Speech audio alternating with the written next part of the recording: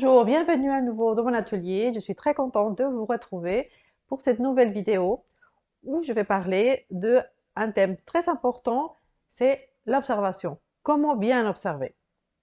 Mais avant ça, je vous invite à vous abonner à ma chaîne, à liker la vidéo si ça vous a plu et aussi de la partager. Ça m'aide beaucoup quand vous partagez mes vidéos et que vous les regardez jusqu'à la fin. Donc, on va faire cette courte vidéo pour que vous puissiez comprendre une chose importante en dessin et, et que ça puisse vous aider, bien sûr. Ça, c'est le but de cette vidéo. Bien, je suis Anne Bourg, artiste peintre, pour ceux qui ne me connaissent pas. Je suis surtout pasteliste et j'aime beaucoup dessiner avec les crayons de couleur. Je l'enseigne et j'ai aussi plusieurs choses à vous proposer, des stages en ligne, des stages dans des associations. J'ai des e-books, des cours en ligne le soir. Donc, des conseils, des e-books sur les conseils et ma chaîne YouTube, bien sûr, où vous trouvez beaucoup d'informations. Donc, regardez aussi, parce qu'avant, j'ai 200 vidéos, donc je pense que vous pourrez trouver beaucoup de choses sur le pastel, sur le crayon couleur, un peu moins sur le dessin, mais là, je suis en train de faire des vidéos spéciales dessin pour que vous puissiez avoir tout sur le dessin et pouvoir avancer dans vos créations. Bien, je commence cette vidéo sur le thème de l'observation. Alors pourquoi j'ai choisi ce thème? En fait, ce thème, je le choisis parce que souvent, mais vraiment très souvent, et ça m'est arrivé aussi à moi aussi, ça m'arrive parfois, c'est qu'on choisit un sujet, on prend une photo et on est très content, on prend les feuilles et on se met directement à dessiner. Et une étape qui est essentielle, c'est la position que vous avez, vous, déjà, d'engagement sur ce dessin. On ne le dessine pas parce que ça nous a plu, on le dessine pour une raison particulière. On le dessine parce que, par exemple, j'aime les chats, donc je vais choisir un chat avec telle lumière pour que ce soit agréable, une harmonie, il doit avoir une harmonie qui me parle pour que ça puisse être transmis dans mon dessin. Et pour ça, pour pouvoir créer cette harmonie, créer cette ambiance que j'ai envie de faire, il faut que je sois dans une bonne disposition. Et ensuite, bien observer le modèle. C'est vraiment essentiel de bien observer. Donc bon, c'est facile à dire, mais qu'est-ce qu'on fait pour bien observer? Bien, pour bien observer, quand on choisit un sujet, on le choisit pas seulement parce que ça nous a plu. Il y a une raison toujours derrière ça. Quand on le choisit, on se dit, est-ce que la lumière correspond à ce que j'ai envie de montrer dans mon dessin? Est-ce que c'est OK ou pas? Donc, on choisit bien que la lumière soit correcte, on regarde bien que le dessin correspond à, par exemple, si c'est un chat, par exemple, là, j'ai pris celui-ci. Pourquoi j'ai choisi celui-ci? Parce que j'aime beaucoup cette lumière qui contraste avec le fond et parce que j'avais en tête, bon, je l'ai fait, là il est derrière, un fond noir. Donc je voulais que c'est la lumière qui se dégage de ce chat, du pelage. Mais alors, je n'ai pas choisi seulement comme ça. Donc, je me suis dit, bon, il y a la lumière qui me plaît, la position du chat qui me plaît, et tout va se former de petit à petit dans notre esprit, dans notre tête. Donc, dans tout, on va le sentir c'est bon pour pouvoir le dessiner. C'est pas seulement parce qu'il est beau le chat. Donc, je regarde pas ça. Ensuite, une fois qu'on l'a choisi pour ces raisons-là, on regarde les points forts. On commence par le positif. Les points forts de ce chat. Moi, j'aime beaucoup la position, j'aime beaucoup le regard, les yeux, que je me dis ça, je vais pouvoir le faire. Après, la lumière, j'aime beaucoup la lumière, donc je sais quelle couleur je vais utiliser, donc ça me parle. Donc, j'observe beaucoup toute la partie de la lumière. Ensuite, que l'autre chose, bah, le fond, je sais que ça va être simple, je n'aime pas trop faire les fonds, donc voilà, ça.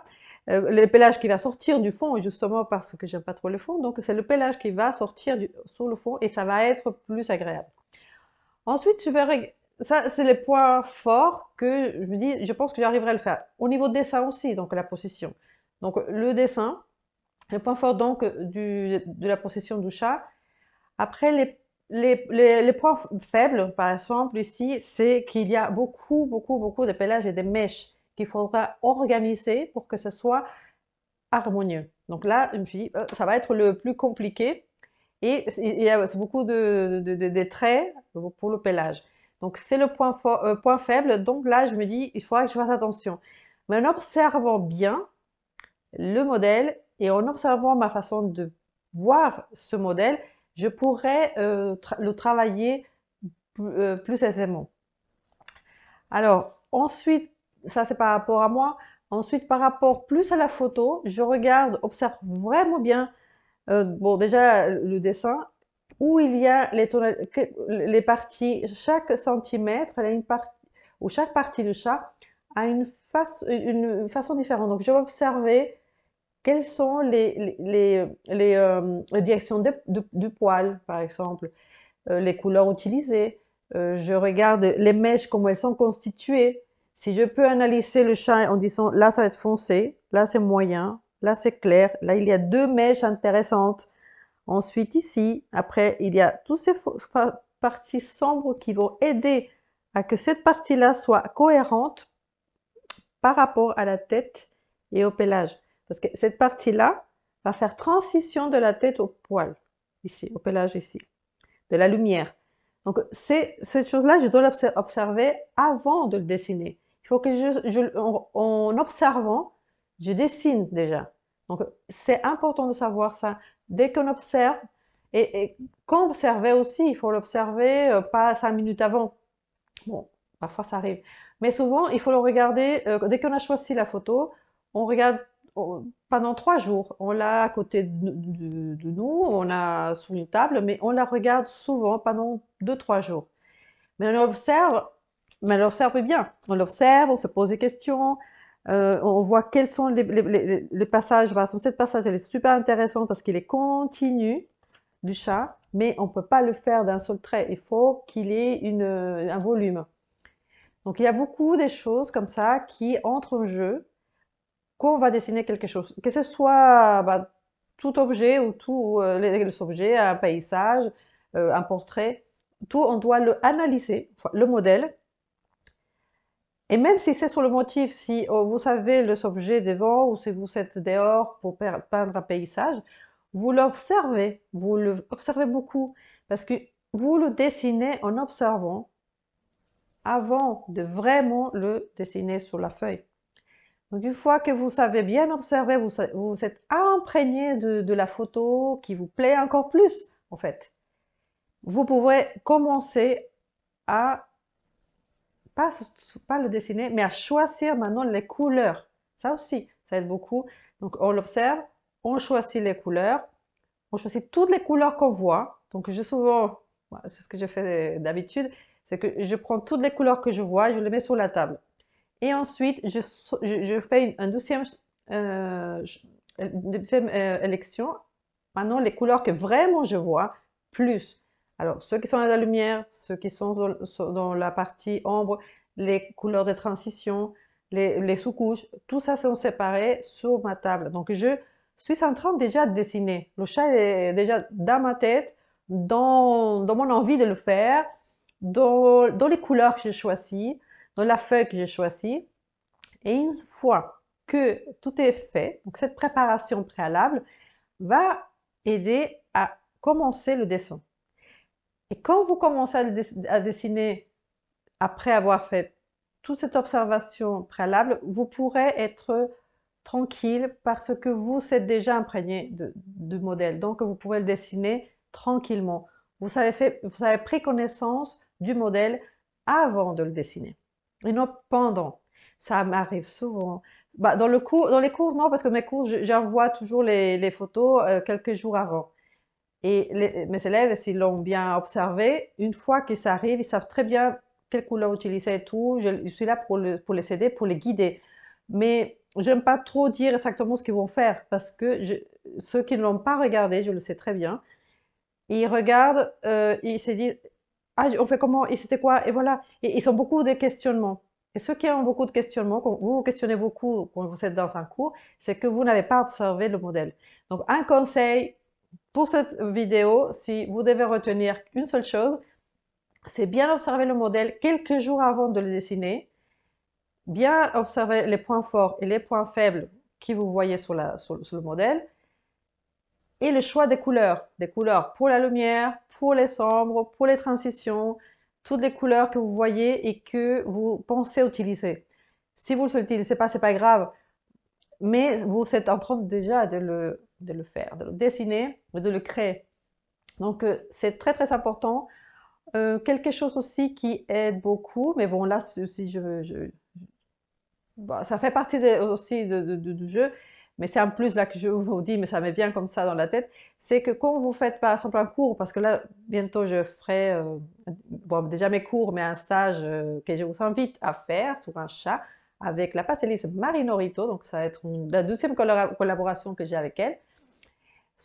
Et ça va être super. Donc ce sera pas c'est pas une vidéo, c'est un stage de 2 jours, le 14 et le 21 janvier 2023. Donc bientôt. Alors quand vous allez même aussi faire un cours, vous allez pas attendre qu'on vous donne la liste si vous, des matériels. On va vous l'envoyer bien sûr, mais regardez tout ça avant. On envoie le modèle, bon, vous l'avez déjà.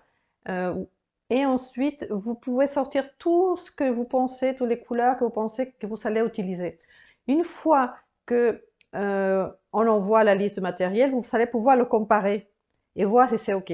Donc, ça va aider beaucoup pour être bien vraiment familiarisé avec le modèle et les couleurs pour le stage, ou en fait, là je vous parle du stage, mais en fait, en général, quand vous allez dessiner. Et ça, c'est top, top, top pour être à l'aise. Donc voilà. Et surtout, là aussi je le dis pour le stage, toujours bien avoir votre matériel bien taillé, les crayons taillés, un taille-crayon à côté, parce que j'ai un cours que j'ai fait où personne n'avait un taille-crayon, donc heureusement que je l'avais apporté. Donc ayez toujours un taille-crayon, ayez vos gommes, ayez tout prêt, préparez-vous avant, que ce soit un cours hebdomadaire ou un cours, un stage que vous allez faire, préparez-vous avant et n'attendez pas que ça vienne à vous. Et ça, vous allez voir, la différence va être nette. Je pense qu'un 30% du dessin, c'est l'observation préalable. Voilà. En tout cas, merci de m'avoir suivi jusqu'à la fin de cette vidéo.